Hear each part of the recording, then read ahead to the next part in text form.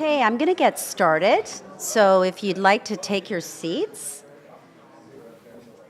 Great to see all of you here this evening. Yeah, there's some more seats on the other side if you'd like to join us. Welcome all of you to this third annual Jack Layton Lecture series that we're holding tonight in partnership at the Max Bell School of Public Policy with the Douglas Coldwell Layton Foundation.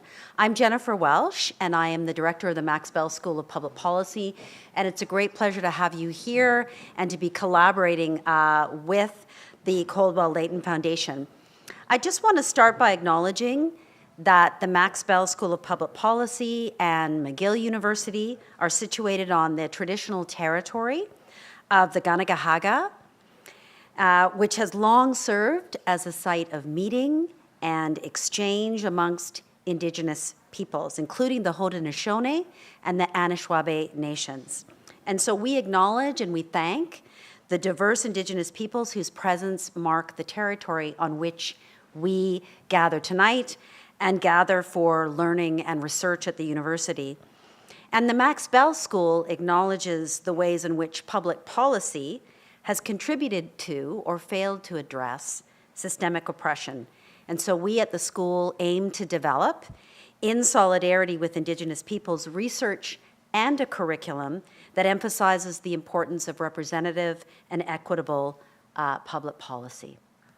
So it's a great pleasure to bring you all here tonight for this event, which is tied to an annual student essay competition and prize that is made possible through a generous gift from the DCL Foundation and Jack Layton's widow, Olivia Chow.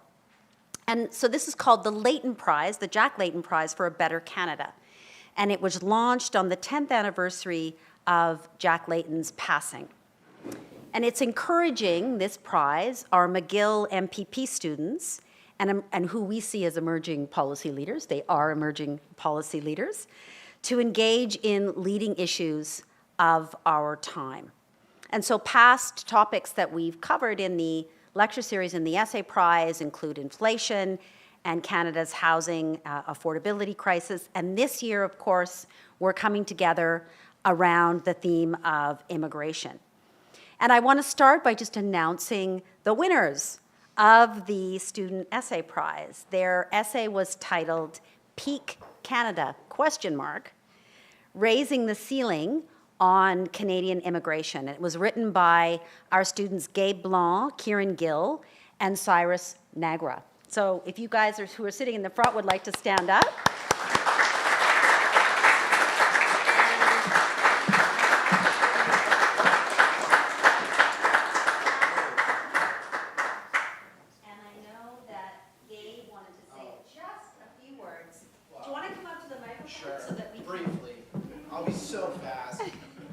Thank you. Jennifer told me I had 20 seconds.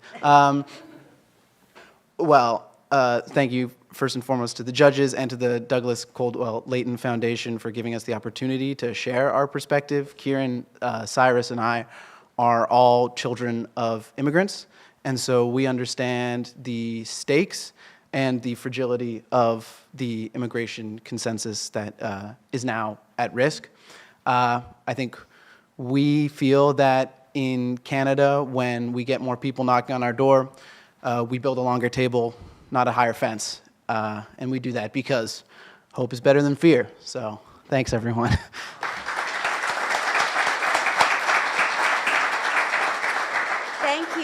Thank you so much. And I've had the opportunity to teach Gabe in particular and seen the other two students around the school. And they're a very lively and energetic group of MPPs, and these are three that represent that. So just before we get started with the main event, with our guest speakers for tonight, I wanted to invite up Eric Chirput, who's the Director of Development at the DCL Foundation, to say a few words. Eric brings over 15 years of experience in nonprofit and political fundraising, communications, campaign management, and public relations. And he's built a highly successful fundraising team and led fundraising and outreach training seminars for the New Democratic Party of Canada and various local and international nonprofit organizations. So Eric, please.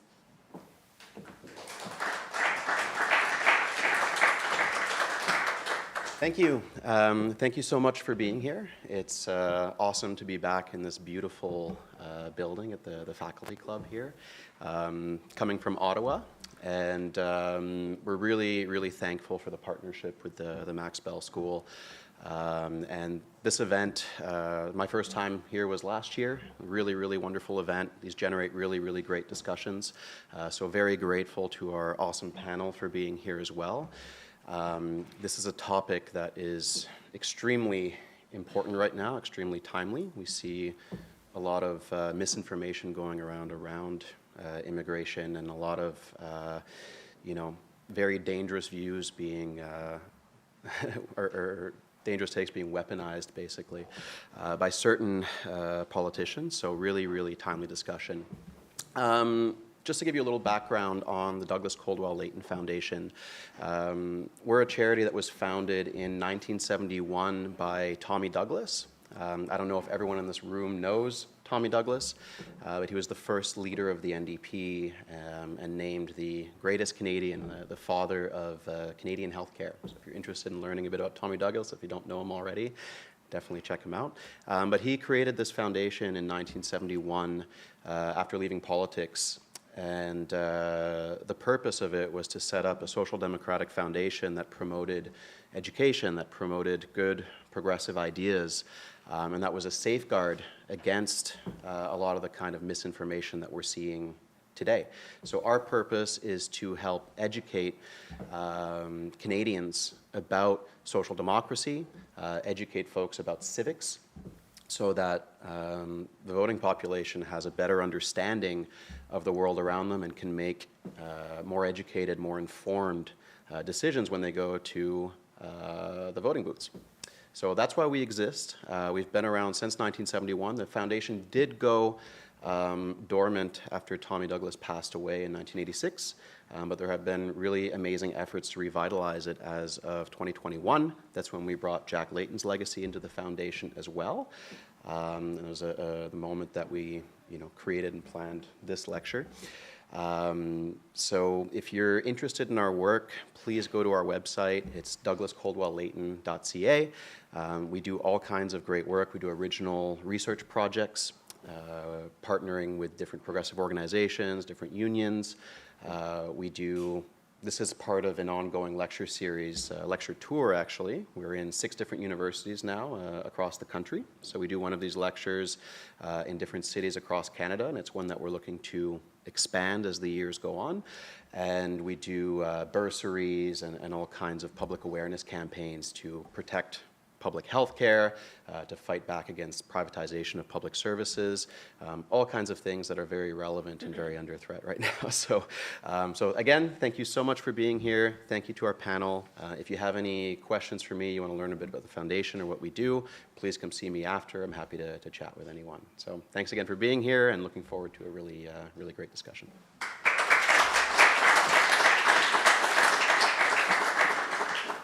So Eric, having been born and raised in Saskatchewan, I know about Tommy Douglas. So it was great to hear his name again.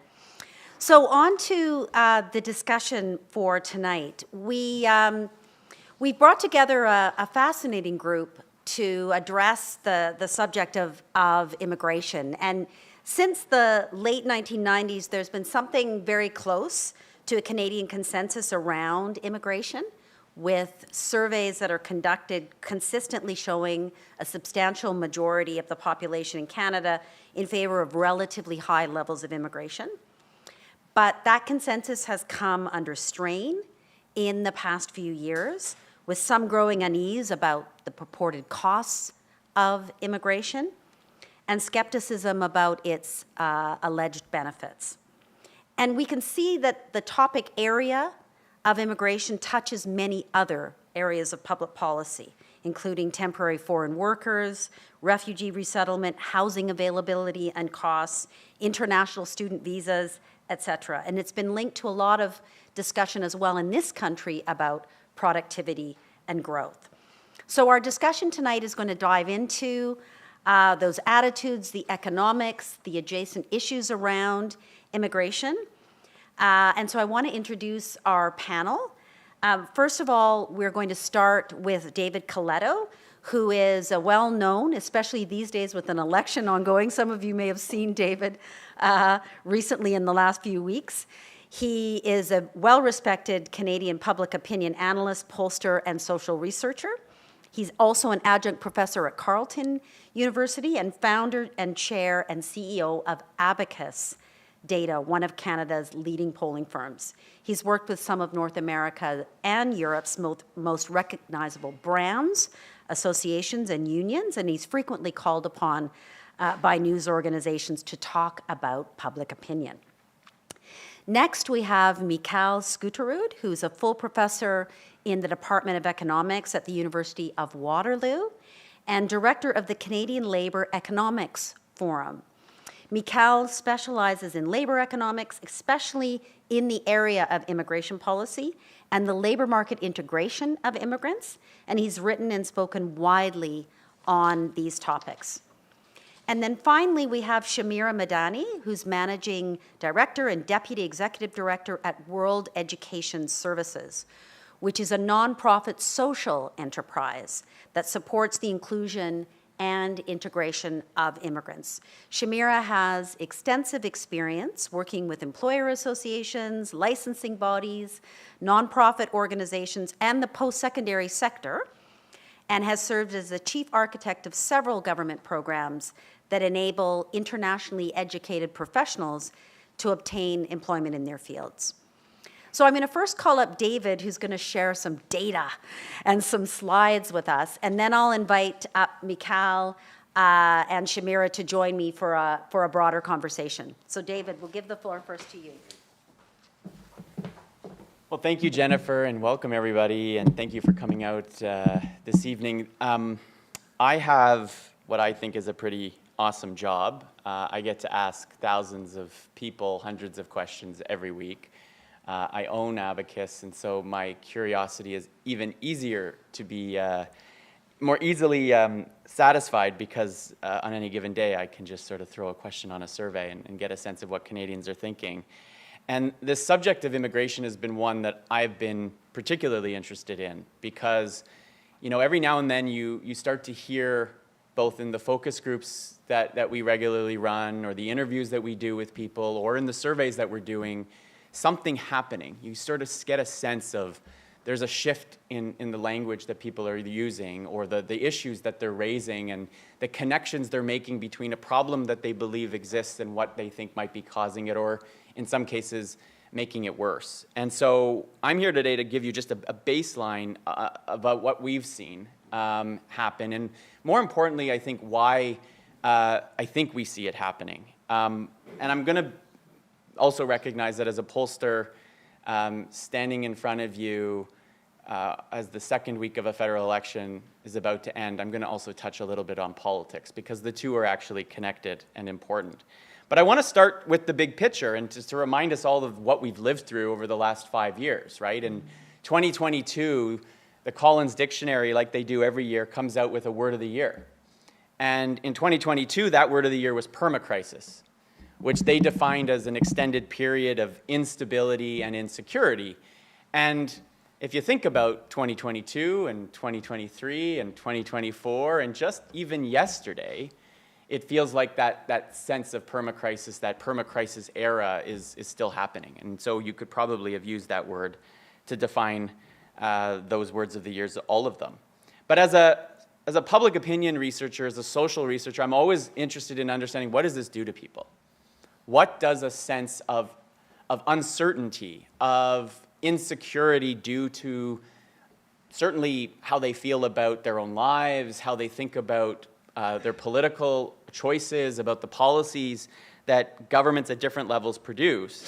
And when I think of Canada in particular, and I think about that those things I described earlier, And that permacrisis world is global. We all have lived through this, regardless of where you live. But three things in particular are somewhat unique to Canada. We've had a rapidly growing population over the last number of years, maybe faster than at any point in our history. I think close to 2.5 million people were welcomed either permanently or as temporary workers or as international students over a course of 2.5 years, right? That's the equivalent of where I live of 2.5 cities of Ottawa. That's a lot of people to come in at a very short period of time.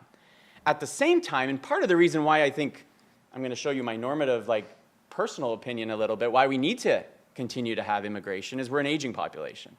And our population of those aged 85 and older is going to triple over the next 10 years, right? So as those baby boomers continue to age and live longer, and there's so many of them, that's putting incredible pressure on a bunch of public services. And Eric, you talked about, keeping our public services private. The pressure of that aging population is creating doubts about whether we can sustain them.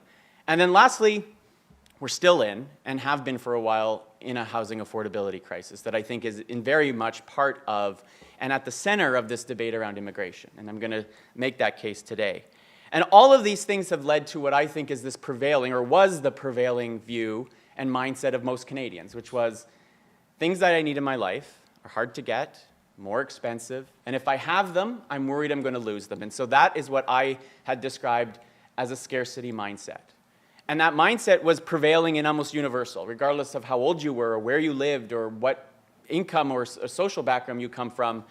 The perception as well as the reality, and for many people, was a sense and a lived reality of scarcity. And that has a perverse effect on what we think, on what we prioritize, on how we deal with each other. So today I'm going to talk about, though, how I think in the last 4 weeks, to maybe, sorry, more than that now, it feels like it's only been 4 weeks, but it's been like 3 months, in which that mindset is shifting. And I want to set that up for the conversation around how do we then, if we believe that the social license to welcome millions of people into our country over the course of a number of years has dissipated, how do we rebuild it? Because I'm someone who believes we have to, given the demographics of our country. So I'm laying my perspective on the table. So that's the journey I'm going to take you on with public opinion data. Now, all the research and data that I'm going to share with you comes from surveys that my company and I have done over the last number of years. Almost every 2 weeks, we're surveying close to 2,000 Canadian adults. You can get into a conversation about survey sampling if you want, but it's representative samples by age, gender, region, language, and racialized identity. And we have the benefit of not just doing a survey every year, but in some cases, we're doing a survey, the same questions every 2 weeks, so we can monitor and kind of show how even month to month, week to week, people's reactions to what's going on has changed. And so if I start with the big picture, where are Canadians today? In the survey we completed just this morning, 30% of Canadians say the country's headed in the right direction. And there's two ways of looking at it. On the one hand, that's a 2-year high, optimists. On the downside, or the negative side of that, that is lower than it was in the first few weeks of the global pandemic. And if you take this line, this is the trend going back to April of 2020, you can see that during the COVID period, rapid increases up and down. Basically, our mood was almost entirely tied to the number of cases of COVID that would come out every day. You literally could overlay that on this slide, and it almost would be perfectly matching it. So the number our mood goes up when the number goes down, and vice versa. And then we entered a period which I described as kind of a shortage, a small period in which a lot of things we needed, labor, goods and services, were just hard to get, right? You'd go to a restaurant and it may not be open because they couldn't find people to work there, or certain products were still not available because supply chains hadn't come back fully from the pandemic. And then we entered this period of scarcity that really coincided with inflation and then corresponding interest rate increases, and you see that red line basically flatline, right? And it's not until the very end of the chart where it kind of bottoms out, and there's a political reason why that happened. That was coinciding with Chrystia Freeland resigning from cabinet, and then a few weeks later, the Prime Minister announcing his resignation. And then soon after, it rebounded. That's the Trudeau bump, the opposite of what happened. But that first bump that I saw, I was like, oh, maybe the country's finally getting out of the funk that it's in, but it's simply plateaued. and literally has not moved now for a number of months. And so the question then is, what does scarcity look like? And one way that a pollster likes to do that is just to ask people, what's keeping you up at night? And when you take their responses last summer and you put it in a word cloud, this is what they're saying. The larger the word, the more often they're saying it. And the story jumps off the page, right? Cost of living, affordability, inflation, housing. Notice immigration is not on this slide, which gives us already an insight into that immigration was not the problem that people were looking to solve. It was something else, okay? And there's a clue there. But what's the impact of scarcity mindset? Well, just think about your interactions with people over the last 2 years. We get grumpy, we get aggressive, we turn to zero-sum thinking, which basically says, if I have something and you don't, I'm going to protect it from you. And if you don't have it, and I do, if I don't have it and you do, I'm going to try to take it from you, right? And the sense over time and the feeling that people had that the things they need in their life were scarce and that the population was growing so fast that it felt like we were competing for fewer and fewer things, whether it be housing, whether it be physicians, whether it be for jobs, whatever it might be, with more and more people trying to get it, right? That's the basic reaction and response to a scarcity mindset. Thinking it another way, right? The perception, and I live in the world of perception, is that most Canadians, despite the fact that we are still a very wealthy country, that many Canadians who had lots of privilege and actually were doing just fine felt, though, that they were moving down this pyramid of needs, that their physiological, their security needs were now under threat, right? And in reality, millions of Canadians were facing vulnerable circumstances, were on the brink of losing their homes, were having to choose whether to feed their kids or not. But for everybody else, the perception still was that it might happen to me, right? And so that then means the things at the top of that pyramid, conversations around diversity and inclusion, around even climate change or equity, get pushed aside because I need to deal with my material well-being before I can deal with those higher order things. That's how we work. That's the basis of this theory from Maslow. And if you want to understand a perfect example of scarcity at work before I get into immigration, in a survey we did at the end of last year, 40% of Canadians under 30, for those of you who are in that demographic here, say it should be illegal to have more than one home in Canada. Why do they think that? Well, if you have two, if you have three, if you own a cottage and an income property, and I can't even get one, that seems deeply unfair.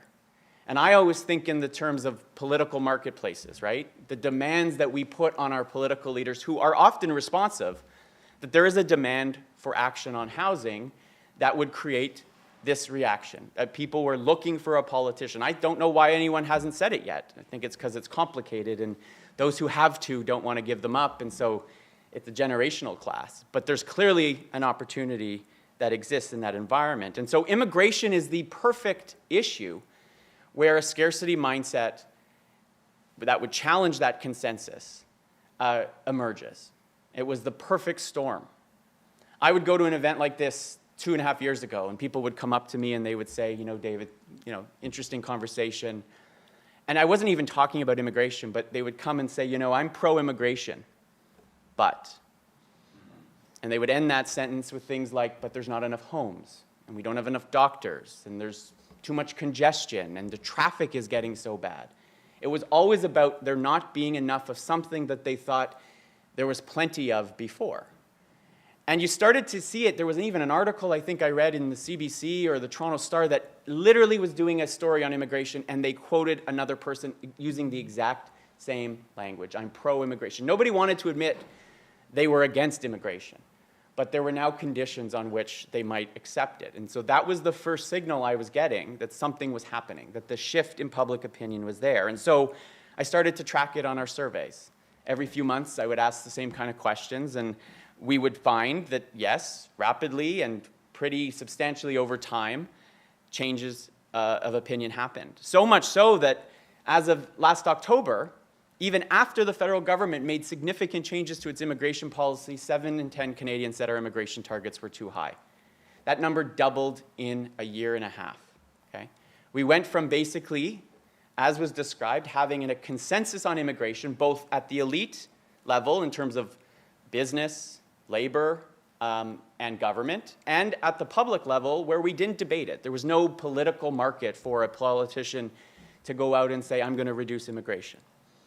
And over a very short period of time, which is why I think polling and public opinion research is valuable, the public was ahead of the politicians on this, right? And so MPs and MPPs and MLAs and MNAs started to hear at the doors immigration being connected to the problems that they believed perceived. And so that created pressure. And so you went within the course of basically a year and a half, and Shamira, you probably have a better sense of the exact outplay at which it happened. You went from a government in Ottawa having the most open immigration policy probably in our history to now having one of the most restrictive. The same prime minister, the same government completely changed their immigration policy, right? Why? Well, one, as I'm going to show you, it was a very unpopular government, and so they were desperate, and they felt that this was something they could do to change their fortunes. But two, they were simply responding to what they were hearing in the public domain.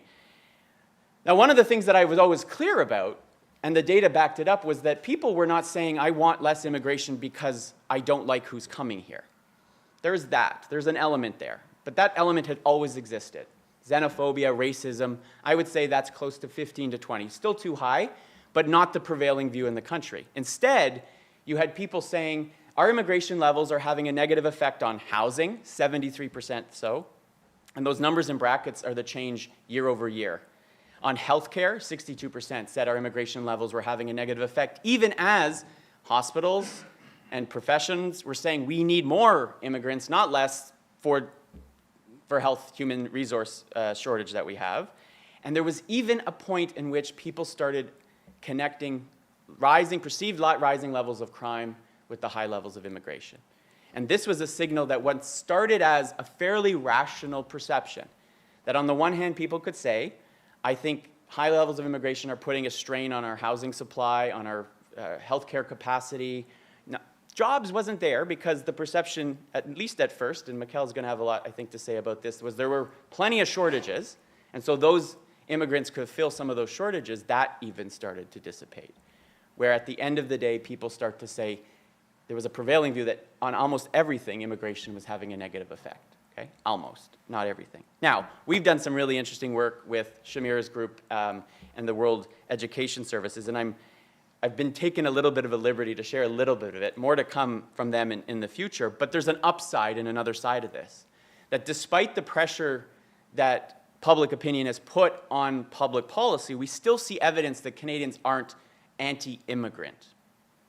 And that's important, okay? They have been anti-immigration policy. And it makes complete sense because they basically said to governments, you did not plan. So for the policy students here and for the Max, this is a public policy problem, not a view of people who don't want us here. They recognize we are going to continue to have immigration, but if we're going to do it at the scale that we did, then please build some more homes. And please make sure our health system has the capacity we need. That's basically what we ask you to do. And you failed us, is basically the answer. Now, on the other side of it, though, there's a sense of identity and pride with Canada being open. And that's going to be more so as I talk about precarity mindset in a minute. But we have seen 69% of Canadians are proud of Canada's history welcoming immigrants. 41% believe it's still important that Canada continue to be a global leader in welcoming refugees, as an example. Now, that number was probably higher a few years ago, but that's still not a signal that there's a complete and utter rejection of the things we should do or have done in the past. Now, perhaps where this all connects is back to politics. And one of the things scarcity did was it created a deep desire for political change. Justin Trudeau is a perfect example. When he announced his resignation, only 12% of Canadians believed his government deserved to be reelected. 12%, okay? The lowest it had hit. Today, that number is closer to 25%, by the way, which is enough to re-elect governments. You don't need a huge number in our multi-party system to do it. When he announced his resignation, the Liberals were 27 points behind the Conservatives, okay? And immigration was a big part of the conversation. I don't think it was a big part of why the government was unpopular. In fact, I have a theory that if they literally did nothing to change immigration policy, they would still be at 27% below, and they would probably still be in a place to win the election today as they are. It had nothing to do with the actual unpopularity of the government. It was simply an outlet for people to express their frustration. Then this man came back. And what was a scarcity mindset for the last 2 years, I think, has shifted in a very quick way, which is an important point in us discussing how do we get the public back on side to increase immigration levels in the future. When we ask Canadians today, what's the election more about to you? Is it about the party best able to deal with Donald Trump, or is it about change?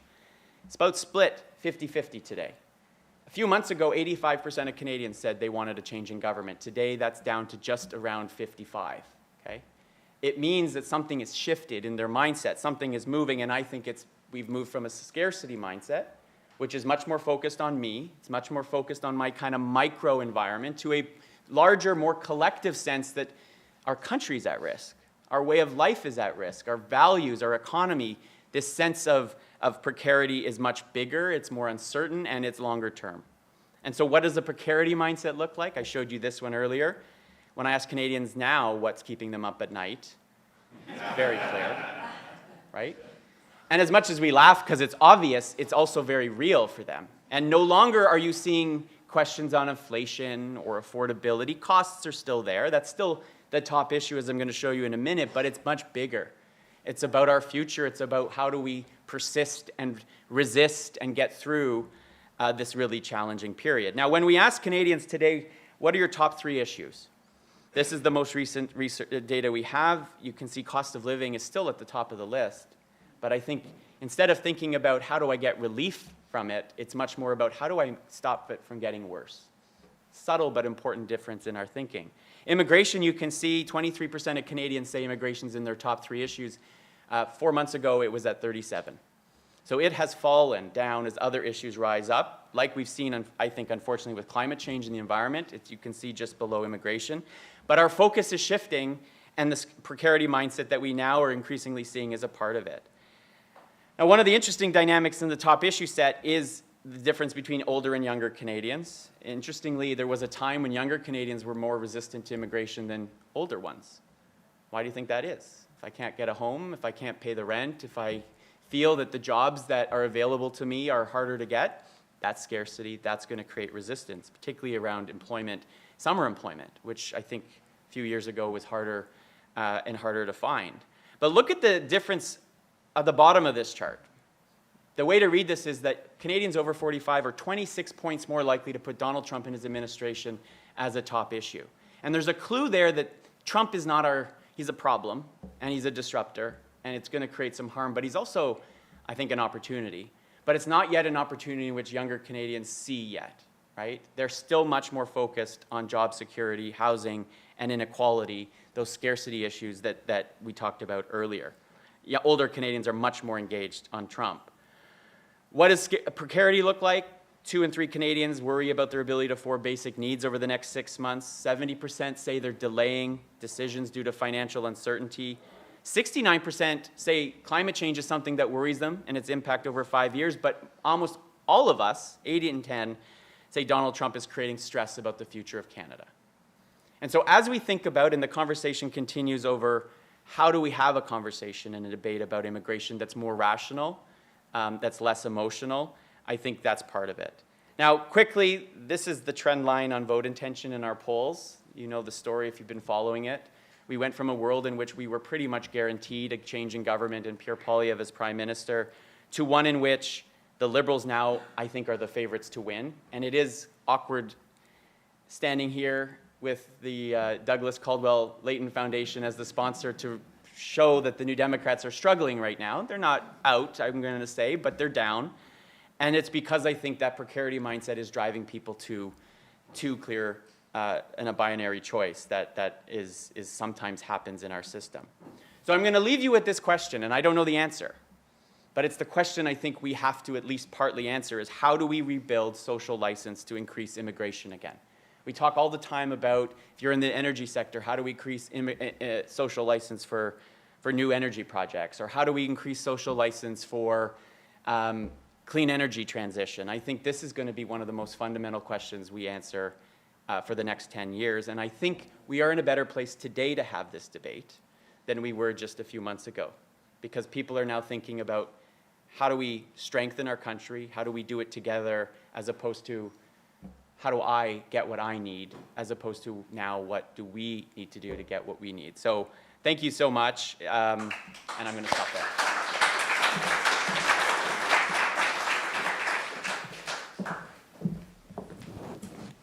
Great. I'm going to invite the other panelists to come up. Mikal, you can sit next to me. Sure. That's a wonderful start. Boy, so much we could all, if I gave the floor now to everyone, there would be 1,000 questions, right? So let's come back to some of the economics around immigration and this very interesting point you made, David, about Canadians being not necessarily anti-immigrant, but anti-immigration policy. Mikal, you've written extensively on the economics of Canada's immigration levels, particularly in relation to the labor market. So maybe we can start with your key observations about these shifting attitudes and the priorities that have been part of government immigration policy over the last few years. And I'll give you the microphone as we're recording. Okay. Both of us have concluded we allow voices, but yeah, nonetheless, we're going to use the mic. But do you want the longer answer or the shorter answer right now? Take a few minutes. Oh, take a few minutes. Okay.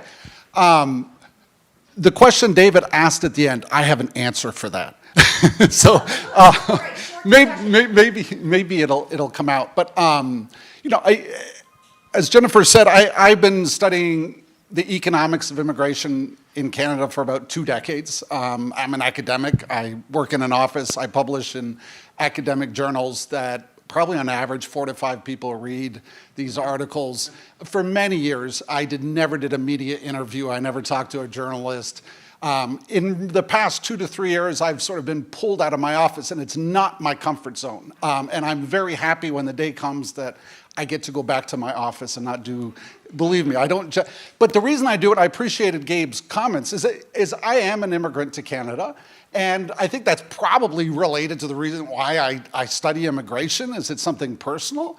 It's something I very deeply and genuinely value. It's very much a part of my core and who I am, is a pride in Canadian immigration. And I can be more specific about what I mean by that. What I mean is that we have had decades in Canada. We are unique. My father's family and where my citizenship was from was Norway. You go to Norway, it's a very homogeneous country, it's a very boring country.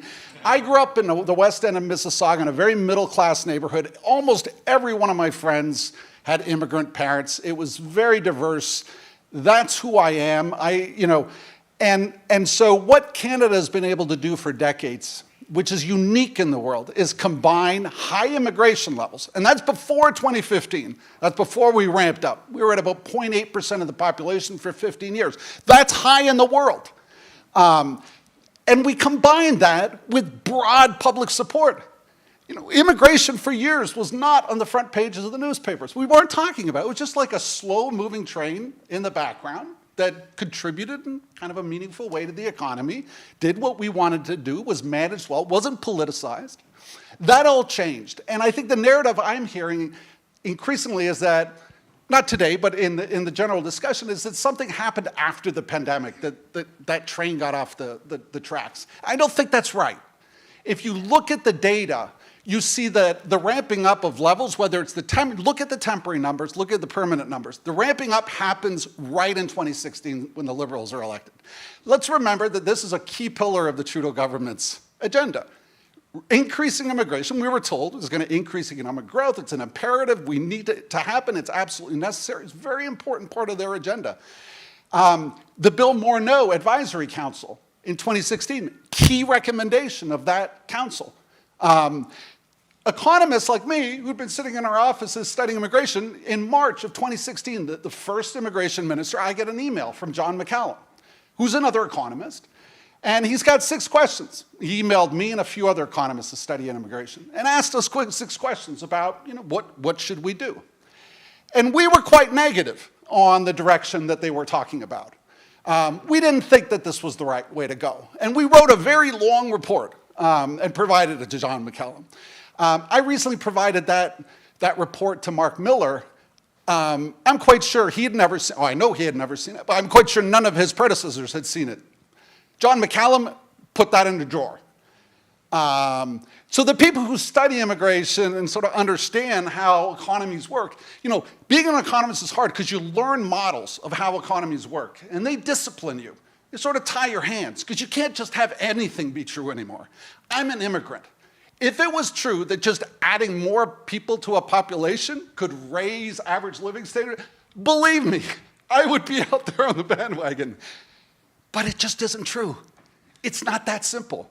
And I'm happy to talk about what the two mechanisms are. Take a second, take a couple more minutes to tell us about the two mechanisms. Okay, if you want to understand this, if you want to kind of go down that rabbit hole of tying your hands to a model where you just can't have anything be true anymore, I encourage you to discover the work of Robert Solow, who won the Nobel Prize in Economics in 2023. Robert Solow won that prize for coming up with the seminal model of economic growth. And in that model, there's sort of two ways, if you bring immigration, ramped up immigration into that model, there's two ways that immigrants affect economic growth. And by economic growth, I should emphasize, it's about growth in average living standards. It's not about the total size of the economy. It's not about total GDP. It's about GDP per capita. How do you increase GDP per capita? And there's two mechanisms. The first one, which is pretty much exactly what David has just been talking about, are what we call capital-labor ratios. How much capital is there per worker in the economy?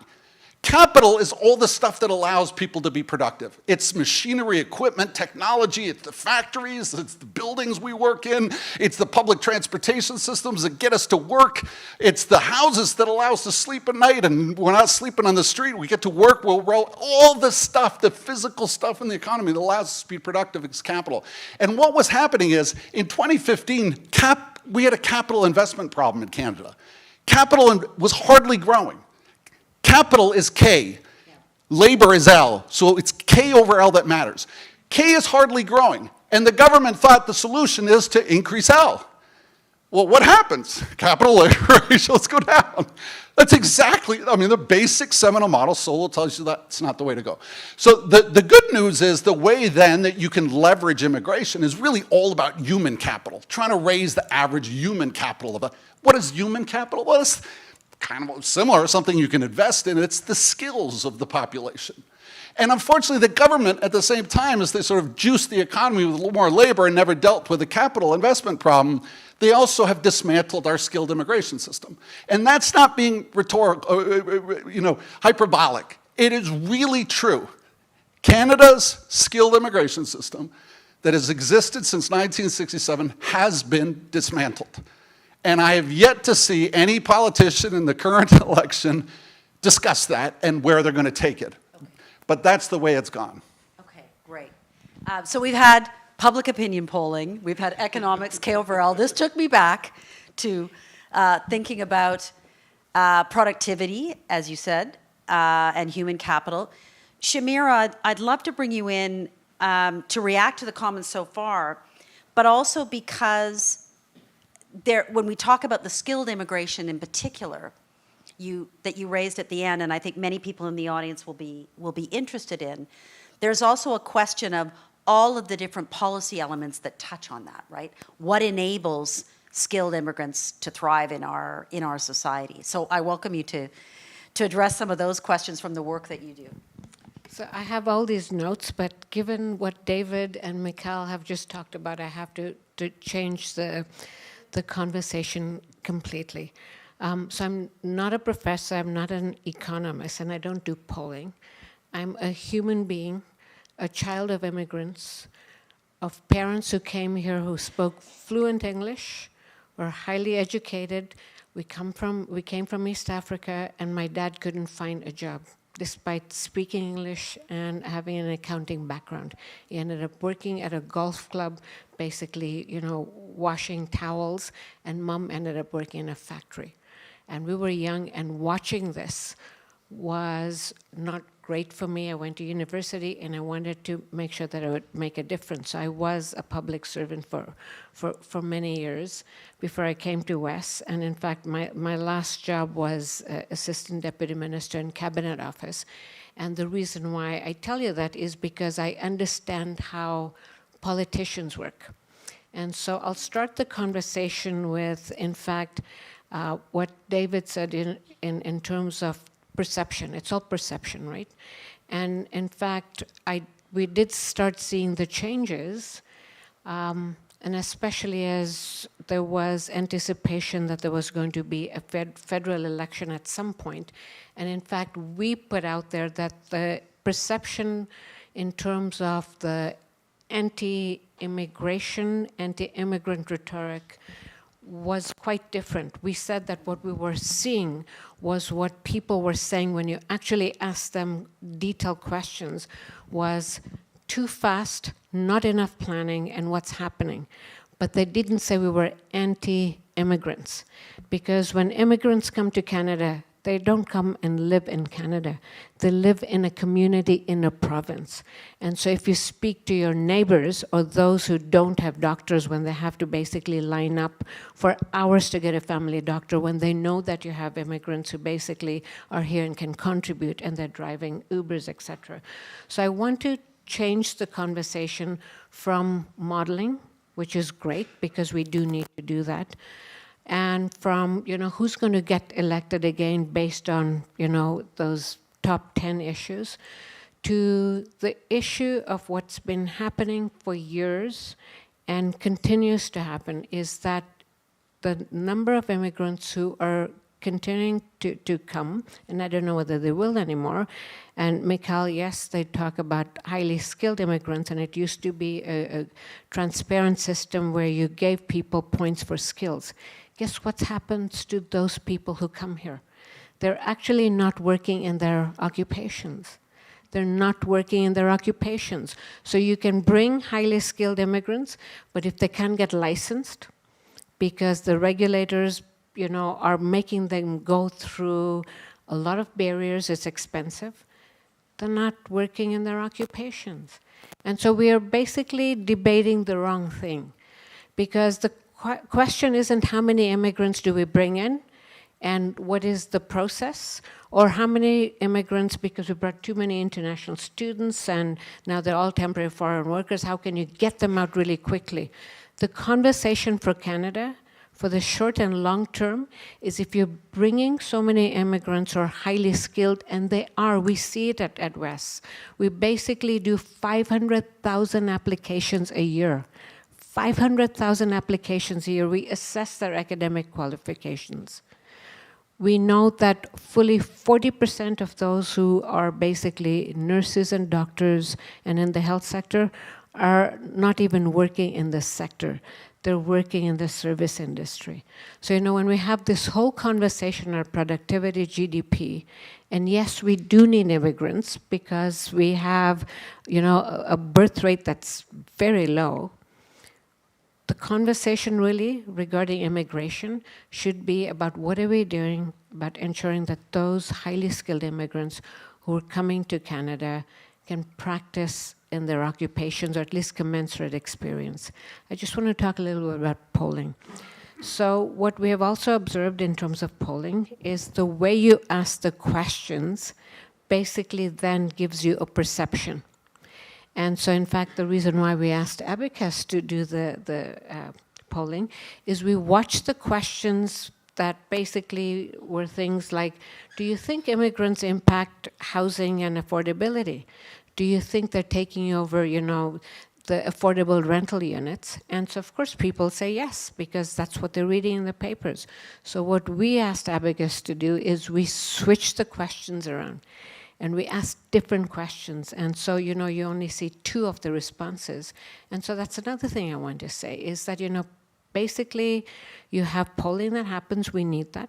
And then newspapers pick it up, and then basically you end up with stories coming out, and then social media picks it up, and all of a sudden we start saying the same thing. It's, it's consensus around whether immigration is negative or positive.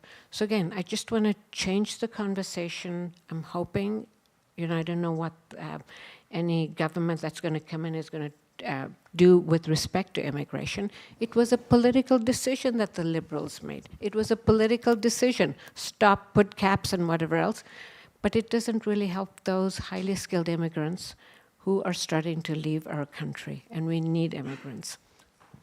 Okay, I want to come back to Mikal but- to have- yeah, I know Mikal wants to get back. I want to ask you a specific question, and then you can respond. And just to get you all in the audience a bit warmed up, I'm going to ask both Mikal and Shamira another question, and then a question to David, and then we'll take some questions, and we should have lots of time for questions. So just to follow up, because it's great the way this conversation has been framed in part about political decisions and public policy decisions. So just picking up on your comment about the skilled immigration policy, but also the critiques that you've seen as someone who is studying as an economist, our federal government's immigration policy that David referred to.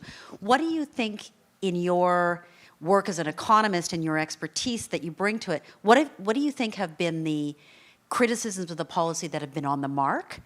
And where have we seen criticisms that have been, in your view, off the mark? What are people focusing on that perhaps they shouldn't be focusing on? Where is the real root of the policy problem? There's something about numbers, there's something about skills, but I don't want to preempt too much. Well, I mean, ultimately, what drives policy are private interests. There is an immigration industry in this country. There are a lot of people benefiting from immigration. There's immigration consultants, there's banks that sell mortgages to newcomers, there's post-secondary institutions that charge ridiculous tuition fees that they benefit, that pay people's salaries like me. There's a lot of private interests, a lot of winners. And that's what drives the agenda. But, this narrative of skill underutilization of immigrants is something that when I started working on this in the early 2000s, that was the dominant narrative, that we're bringing people in through a skilled immigration system and the skilled immigrants aren't able to find jobs commensurate with their skills. That narrative is highly problematic. And I constantly push against it, but I never seem to make any headway because it's not a popular thing to push against. But the reality is it doesn't align with the evidence. The hard evidence, when you look at the economics literature, to identify skill underutilization, you have to measure skills. Education is not a measure of skill. It's a measure of an investment in skill. And that investment may be a high-quality investment or a poor one. But to measure skills, you've got to test people. And when we do that, the OECD tests adult populations with PIAC data, where they actually give people cognitive tests. If you take those test scores and relate it to people's earnings, the return to skill in Canada for immigrants is identical to Canadian-born workers. Just one quick other piece of evidence. It took me 10 years to get a data linkage of every graduate of the University of Waterloo since 2005. I managed to get the government, this had to go through Parliament.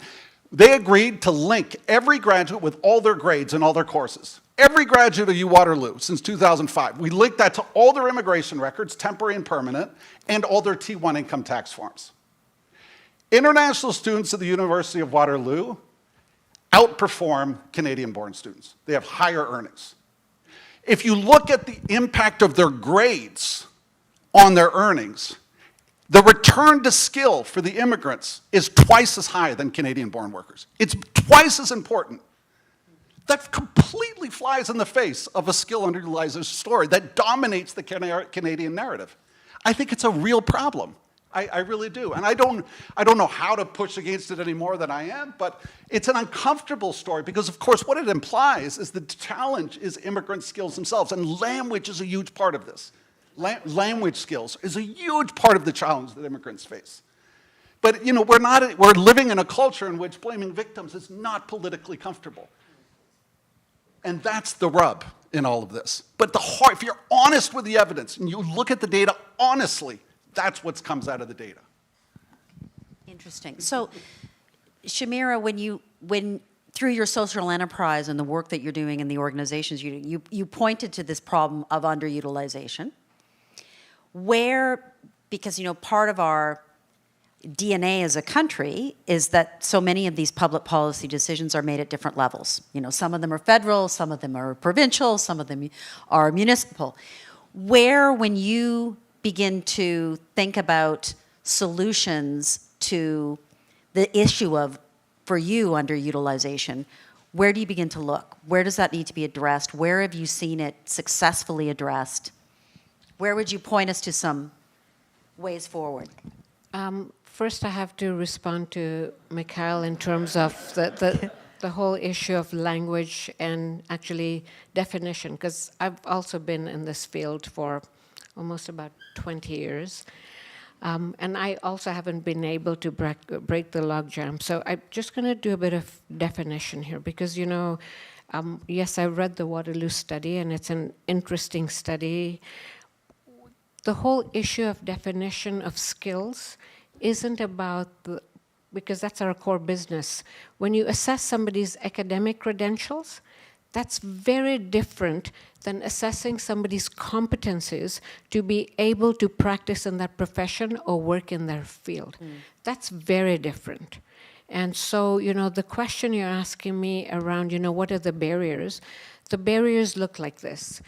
If you are a nurse in your home country, the assessment of your academic qualifications is something that we do already because we situate your nursing education in the Canadian education context.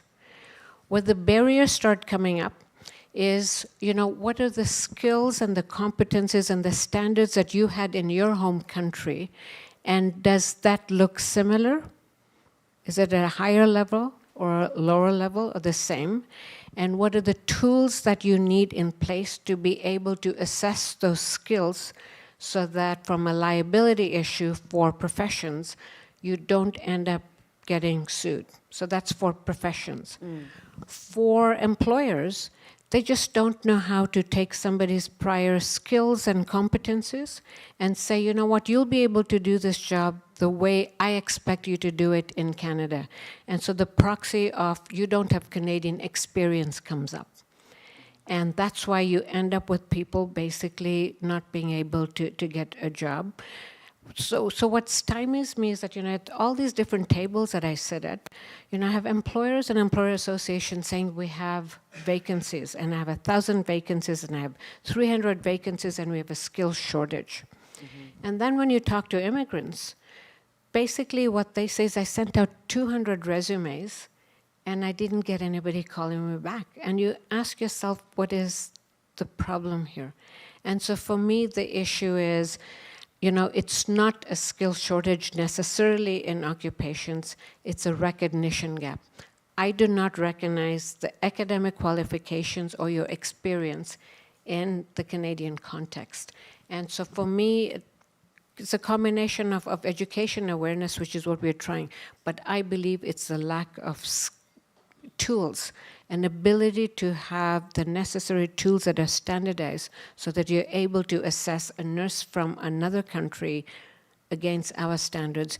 And you should be able to demonstrate that or do it in a different way using technology versus writing exams that cost $200,000 and then you're still not going to make it. The language proficiency issue, we can talk more about that depending on the work that you're doing. So I want to come back in about 3 or 4 minutes to questions, but you teased us at the beginning by saying you think you have an answer to David's question of how do we recreate the social license. So I thought I would briefly, if you and Shamira could both share your thoughts on that, you know, where do we start to begin to rebuild a social license? And then I have a final question for David, and then I'll open it up. So we're going to use the handheld mics. If you think you have a question, the best thing to probably do is go to where it is standing back there, the little podium, and we'll put a microphone there. But this idea of what do we need to do, what are the steps? It might not be one thing, Mikal. If you think it's like 2 things, that's fine. But where would you start? It's really not complicated. We had it, so let's go back to the way we used to do things. It's literally a flick of a switch. So the way that we prioritize immigrants, economic class immigrants, in the applicant pool is the way we used to do it, is something called a comprehensive ranking system.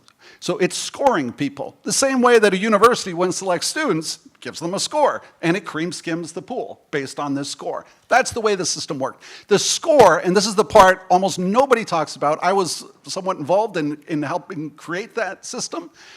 The score is a prediction of immigrants' future earnings in Canada based on their observable characteristics on their application at the time they apply. And you're using the experience of previous applicants who've been accepted and looking at, how does a 1 point increase in their language test score translate into future higher earnings? You're estimating those kinds of regression models. They're linear, simple linear earnings regression models. That's what's informing the point system. But you can do a lot better. And when we created that system, the idea was it shouldn't be static. It should be something that's constantly evolving because labor markets are evolving.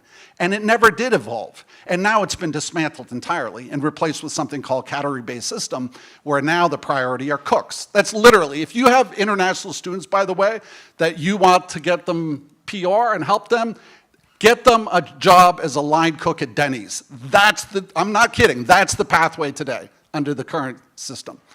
They're prioritizing cooks. That's the most recent policy. So we can go back to that CRS system. We do a better job of predicting. And I think I was asked, I was sitting at the Trudeau airport 2 weeks before the announcement of the levels. Mark Miller texted me. I was kind of surprised and said in a flippant way, "What do you think we should do?" I was like, really? This is how they come up with policy? It was unbelievable. But I said, no, I mean, you have to find ways to transition temporary residents to permanent residency, so you shouldn't cut these levels. You should keep them where they are, but they didn't do that. I don't have a problem with the levels. If we do it in a smart way, I think we can have high immigration and public support, but we need to prioritize the skills of immigrants. We need, because then, if you push on the trying to plug holes in low-skilled labor markets, that's when Canadians, especially lower-income Canadians, start to feel like immigrants are competition. But when I grew up, people didn't talk about immigrants like that. They said, well, the immigrants are the doctors and the scientists and the teachers and professors. They don't compete with me. They make my life better. Why would I want to shut that down? So that's what we need to get back to. Okay, interesting. So that's one answer. I know, Shamira, from talking to you a little bit, that, and you could choose to pick up on this comment or answer it in the way you'd like, but you also have said to me that we need to step back and think about who we are, right, and what we are and what we're trying to be as a country. And I want to come back to David on some of this as well. But if you were going to try to address some of what we've seen in the data and rebuilding the social license, what are the kinds of things you would do? And you've seen this at a different level in your work with the social enterprise of West, but I have to answer, Mikal. of course. I'm actually going to agree with you, because we used to have a really great system, and it unfortunately got massacred with category-based and minister discretion. And so I agree with you. We do have to go back to a system where it was predictable, every 2 weeks, transparent. So I'm agreeing with you. However, in terms of the question that you've asked is, how do we change the situation, the narrative, and get the social license? I think that right now the focus is very much on immigrants are taking and not giving. I think what we need to do is what I've just talked about. Immigrants are already here, who are not working in their occupations, who are working in the service industry and accommodation, whatever. We've got to have systems and strategies in place to recognize their skills and get them back into the workforce. And this means regulators, this means employers.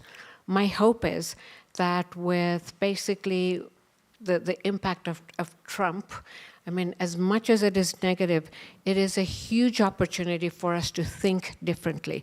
So as an example, when you think about the 25% tariffs, it's going to have a significant impact on immigrants who are in those sectors, who are highly skilled, but they're basically the last ones in and the first ones out. So we know that the first ministers have talked about reducing internal barriers, province to province. Anybody who's got a certificate in one province can go to the other. My thinking is open it up and think about if you're an immigrant in one province and you've started the process, just go to another province where you have labor market shortages and just make it standardized using the CSR score. So I think that people will then start thinking about, okay, this looks really different. We do have highly skilled immigrants who are not driving Ubers, and they can contribute as we have an aging population. I think we just need to change what we're doing and how we're talking about immigrants. Rather than they're taking away from us, it's what are they giving us? And that conversation hopefully will happen at local levels and move up. Yeah, okay, thank you. So, David, I'd love to give you the chance to reflect a little bit on what you've heard, but also I wondered about this in a slightly larger context. You began your presentation about talking about how Canada in some senses has been different, and Mikal made this point as well, that from a relative perspective, the numbers of immigrants we were taking was high from a global perspective. And we have had this larger debate in advanced Western industrialized societies around immigration. You've seen, if you were to look at other contexts, where scarcity has really played a role politically, but also in terms of specific attitudes towards immigration. So when you think about Canada now, not just in the context of Trump, but where we are in an era of precarity, do you see from the data, because you talked about little things being in there that might be a sign of where we can go with this debate, can you see a path to having us reoccupy this place relatively in the international context, where we are a country that can still have high numbers of immigrants, that can still prioritize immigration, even in an era of precarity, potentially? Yeah. So first, just reacting to first Mikal's point about our immigration numbers started ramping up well before public opinion kind of turned, right? And I think there's a lesson there about, and it kind of feels to me confirms my thesis, which is the perception of material well-being for everybody had to change in order for that mistake, I'm not going to say it is, but the mistake you identify to actually create the backlash that we've seen, right? So if we've been doing this for almost 7 years before the public kind of not got wind of it, it wasn't they got wind and said, oh my gosh, look at them all. It was something in their mind said, now it's a problem, right? And it was because, frankly, public policy failed to deliver on the basic things that people thought everybody should have, which is a home and food and affordable energy and a job, right? And so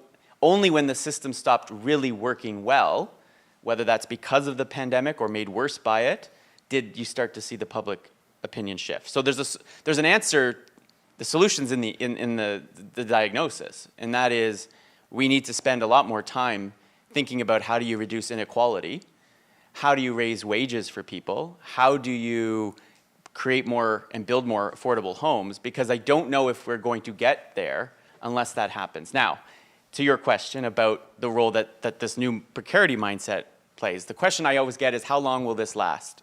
And do we revert back to scarcity after the whole Trump thing maybe goes away, fingers crossed, right, as soon as possible? And that's an important question, because there is a chance that if it's 4 years or 2 months or whatever it might be, do we revert back if we haven't solved for these other things?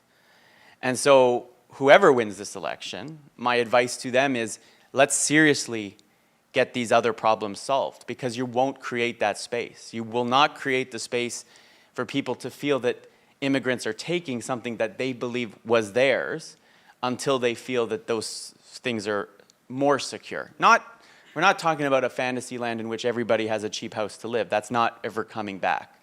But at least the hope that it can happen again, I think needs to start to come into it. So that's my answer. And I think Mikal also said something, and I think there's more agreement than probably you guys, not that you want to fight, but that might appear, is you said something that I think is also relevant, is that the public policy decisions that have been made are entirely being driven by private interests, right? Like, the reason cooks are the top of the list is because Restaurants Canada, who is not a client, but I would be happily work with them, has been very effective at advocacy, right? So you can't separate that from this question around why is it that those are the priorities and not? And I'm watching this, and the public is simply responding to all of these forces. And so when I told the story about going to a McDonald's and not being able to get the Egg McMuffin that I usually could count on, and that manager comes out and says, we don't have enough people to work here, so we're not opening till 1 o'clock.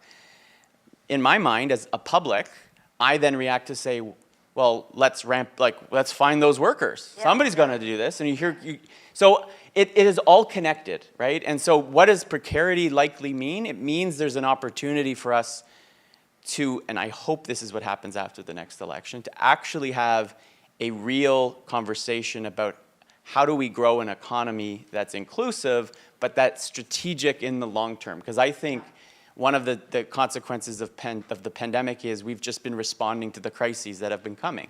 We haven't had any government at any level actually sit down and say, what are we going to be when we grow up in 10 years? We've also had minority governments, right? And that is an Has added another sense an of added So element to it. that's the half glass full David speaking, in that I hope, it looks like we'll likely get, well, maybe not. We'll see when that happens. But right now, I think the likely outcome is a majority government.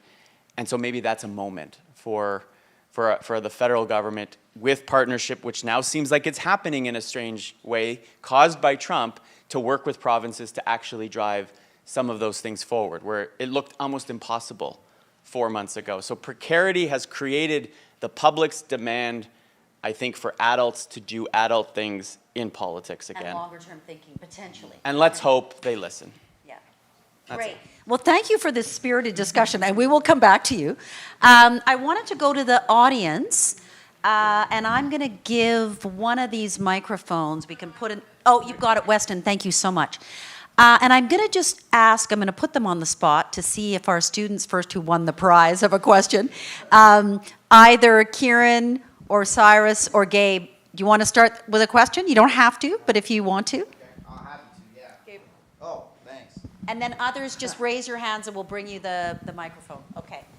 I think the question, you might all be able to speak to it, but I think it's mostly for David. You showed us the graph of the NDP going down, and I wonder what the perception is of immigration. I think at the elite level and at the institutional level, people on the left are generally in favor. They view labor as generative and not jobs as a scarce resource. But maybe that's something that puts them at odds with their base, at odds with organized labor, at odds with people who are in more economically precarious situations. I mean, David, I think you'd probably know more than any of us on what people actually think on the ground, and maybe a higher salience of immigration policy frustrates the NDP or drives a wedge between the politicians and their base. So I think Mikal probably has lots to say on wages and labor and immigration, so I'll let him probably take the bulk of this, but except to say, I don't think it's ever been a wedge because it hasn't been an issue, right? And so we've benefited from the fact that there's been no major party or leader federally who's ever kind of taken a position that's outside of what that consensus has been. And only when it becomes an issue does it then create, I think, partly what we're seeing we've seen it in many provinces where you're seeing the Conservatives, for example, being able to attract and welcome particularly private sector union members, right? Think of all the unions, mainly the trades that endorsed Doug Ford in Ontario in the last provincial elections. And you're not seeing the same thing happen federally because Pierre Poilievre has a particular history of not being necessarily friendly to like the Rand formula, and there's a lot of suspicion about his actual support for unionization that I think is a barrier for him to actually do what Doug Ford has done in Ontario. But I do think there is a conversation around particularly a form of immigration policy that is literally driving wages down as opposed to up, that then creates that opportunity for a social democratic party to have a hard time doing it. And I look to, for example, what's going on in the United Kingdom, where the Labour Party, now in government, hasn't reversed the constrictive rhetoric, anyways, around immigration that the previous Conservative government had. And in large part, they're using a different motivation. It's not because we've got to secure our borders and keep certain people out. It's because our wages haven't kept up with the cost of living, and the one way to help fuel it is make labor more scarce and drive up wages, right? So I'm not the economist. That's what they were saying. So you could actually see a social democratic party, if you want to call Labour that right now, I'm sure there's a conversation about it, versus a more free enterprise conservative party having the same policy outcome but for different reasons. And I don't think the New Democrats federally are there. Like, I don't think they can feel comfortable having that conversation yet. I don't know. Mikal? Shamira, do you want to comment on that question? I think I'm okay. I'll get into politics. So in the summer of 2022, job vacancies in Canada reached a peak over 1 million. That was the headline, over 1 million job. We were talking about a labor shortage crisis. I wrote an op-ed in the Globe and Mail at that time saying, this is ridiculous. The perception is that it was something to do with the demographic shift of baby boomers all leaving their jobs, and now there's all these jobs. That is not what was happening. Very clearly in the data, it wasn't driven by the supply side, it was driven by the demand side. There was inflation. Consumer prices were increasing a lot faster than the cost of labor. Profit margins are going up. Very basic 101 econ theory, that increases labor demand. When prices started to come down, labor shortages started to go down. And now they're below what they were in 2016. We're still talking about labor shortages. I am completely flummoxed that progressives in this country think labor shortages are a problem. If you're a progressive, you should be celebrating labor shortages. I ask my students, do you think it's a problem that when you graduate, what would you prefer? That there are more jobs than there are people to fill them, or there are more people than there are jobs? Everybody, I graduated in a period where there's lots of unemployment. I would have been very happy to graduate in a period where there's labor shortages are wonderful. They force employers to use their workers more efficiently, to invest in technology, to make their workers more productive. They force companies to increase wages, to try and compete with other companies for their workers. Labor shortages are not a problem. If you're a progressive, you should be celebrating them. But somehow, the NDP was talking about labor shortages as if they were a problem. And I'm still don't understand that. Okay. Other questions? I saw one there.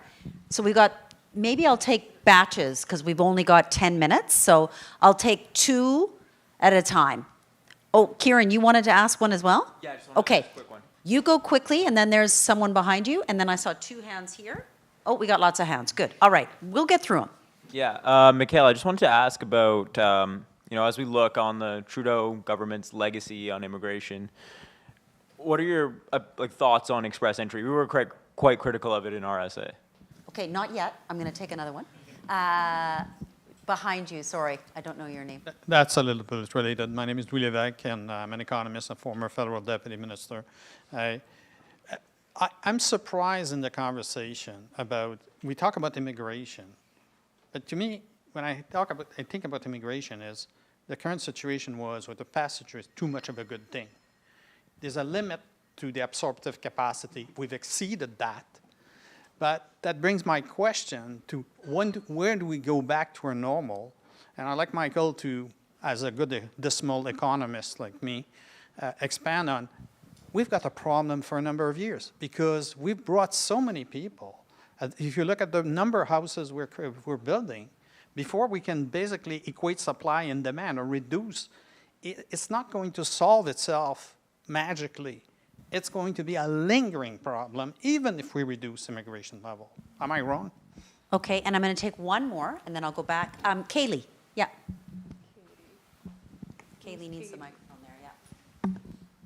Hello, I'm Kaylee Wong. I'm a Master's of Political Science, one of Jennifer's students, and I have a data question for David. So I'm really impressed by kind of the frequency and breadth of the surveys that are deployed by Abacus, but something that dawns on me is that survey data always lags reality by a certain amount of time, whether that's weeks or months, and that's more or less consequential for different interest areas. But I'm wondering if your firm has been able to leverage kind of non-conventional data sources, if we can call it that, but like social media, Reddit, Instagram, open source data to kind of get a sense of how people are thinking and acting and feeling, public opinion in general. So yeah, just curious about that.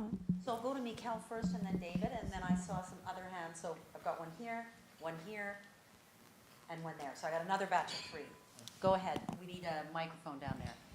Mikal, you start, and then David, there was a data question for you. Yeah. So, I mean, the question about absorptive capacity, that's about those capital labor ratios. So, that, you know, the immigration rate, you want to make sure that it's not leading to dilution of capital labor ratios. So that requires you got to look at how capital is growing, and we measure capital. I mean, it's kind of, as a student, I remember hearing, well, how the hell would you measure the quantity, not the value or the price, but the quantity of capital investment? It's so many different things. I mean, it's tables and chairs and computers and buildings. And like, how the hell do you put all this together? But Statistics Canada does it, economists. So it's like tracking the capital stock. And if anything comes out of the precarity we're in now, if there's more of a narrative around capital investment and how we increase capital, I think that needs to be a very important part of the conversation in Canada. The express entry system, I'm a big fan. I'd love to talk to you about it. I think it can be improved a lot. I think there's weaknesses in it.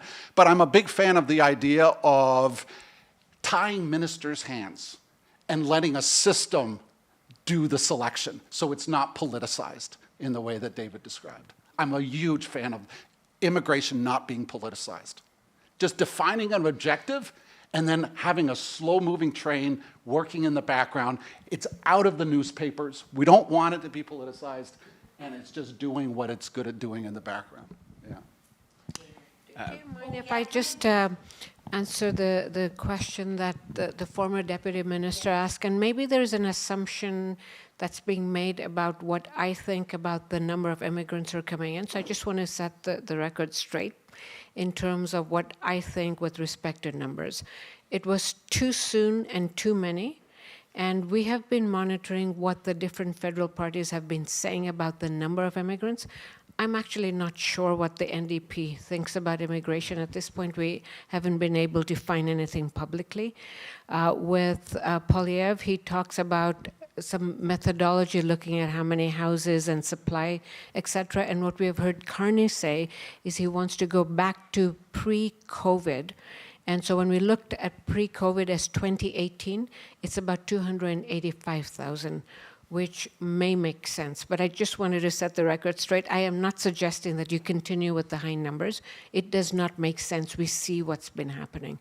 And I don't know what the right number is, but in the early 90s, when it was about 1%, it seemed to be working. It's changed now. So I just wanted to make sure that you understood that. Thank you for that, Shamira. So in terms of the great question about data and how do you get a faster read and instant reaction to things, and I think social media can be a signal. I'm not sure it's as a reliable source that you could create representative samples and say this is what everybody's thinking.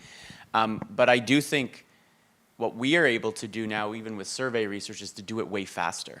So there are tools that, I can conduct a national survey in 24 hours. So if you wanted to know how people were feeling about last night, I could probably have gotten you results by now and get that instant reaction. Now, there's a difference in asking somebody a question and seeing what they say unprompted, which is why you have all these, there's social listening tools and things like that. The problem from social media perspective is so many of them have now become closed that we can't even access. Like Twitter used to be an open AI API, which you could just which is not always, again, representative, and Twitter these days is not the old version of what it used to be. So there are things we do like that, and that's used a lot, particularly in commercial market research. Less so in the public affairs space because oftentimes the investment that's needed to do those things isn't there. Yeah, it's a good question given how fast things are moving right now. So yeah, when we're seeing the polling, it's really helpful to know what the possibilities are for timeline. So I had a question here, and a question here, and then right behind. We might be at time in the green jacket there after that, but let's see. Thank you. Yeah, and thanks for a very enjoyable and insightful discussion. My question is for the both of you. What I found super interesting is when you mentioned the Waterloo study, you spoke about immigrants who had their higher education here and had their first job here. And what I heard a lot coming from you, and what I resonated with, not personally, but from what I've heard also, is people who have come in with a wealth of professional experience and are not being able to match that with working here. Do you concede to that a bit more? And do you concede to that a bit more in the sense that there, I think, and I would love to hear your thoughts, I think there is a difference when an immigrant comes here and does their higher education here and job outcomes, because you are trained to look for a job maybe in a Canadian way, whatever that means, and you have the support of a higher educational institution. Okay, I'm going to let you answer that, but I'll take the next two. So in the yellow there, yeah. Hey, my name is Supreet. So I did come through the express entry point system about 5-6 years ago. I'm a citizen now.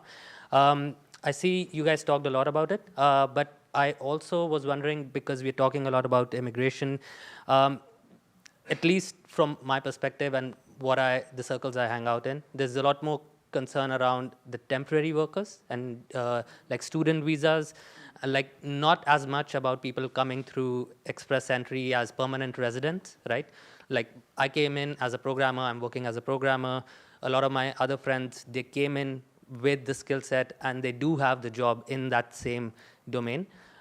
Maybe less so for doctors, but engineers, for sure, they're able to get the jobs. But I just wanted to hear more about not express entry, but the other immigration. End of the scale. Yeah.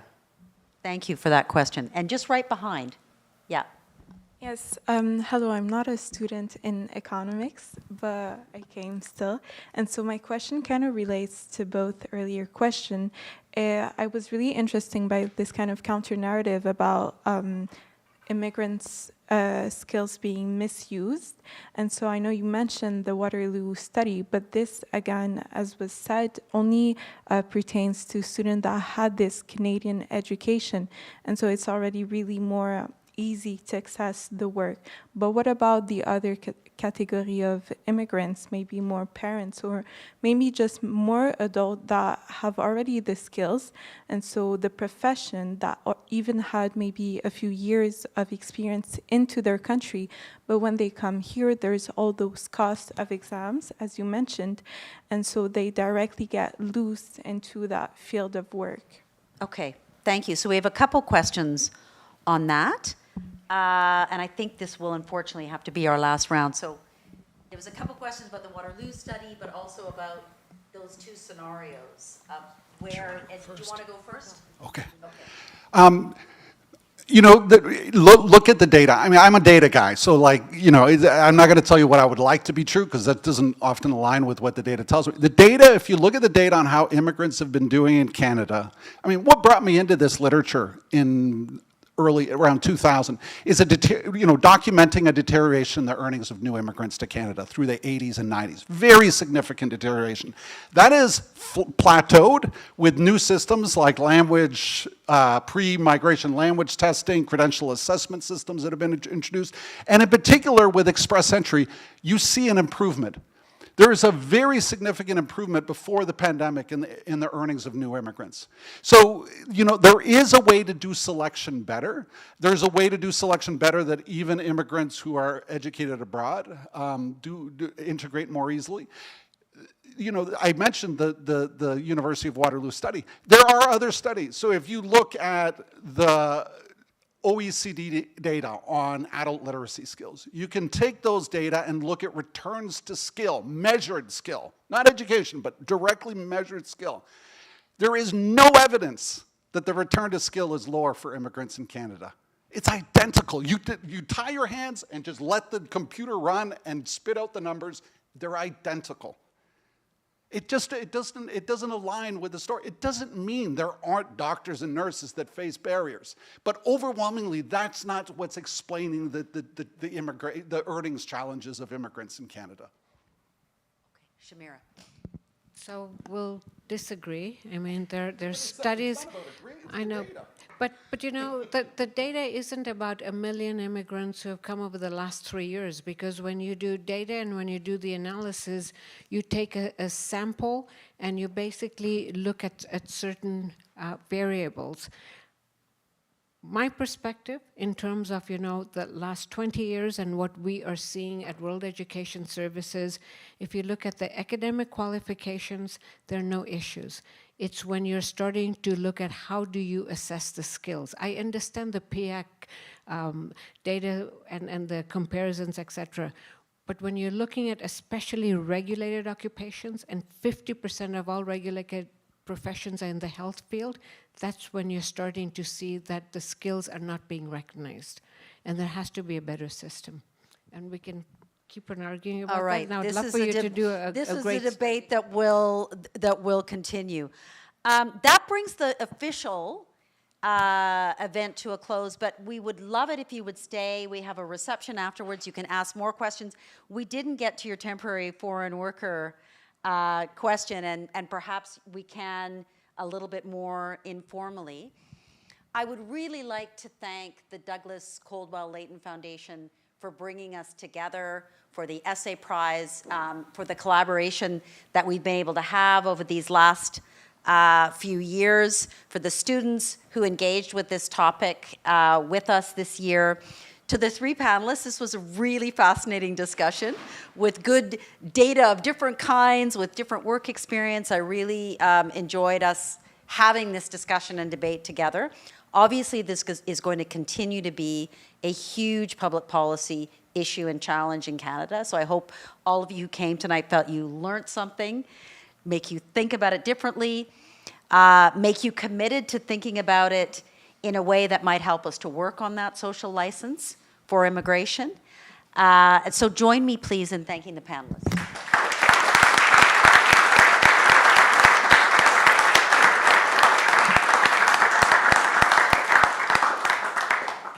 Terrific. Please join us for...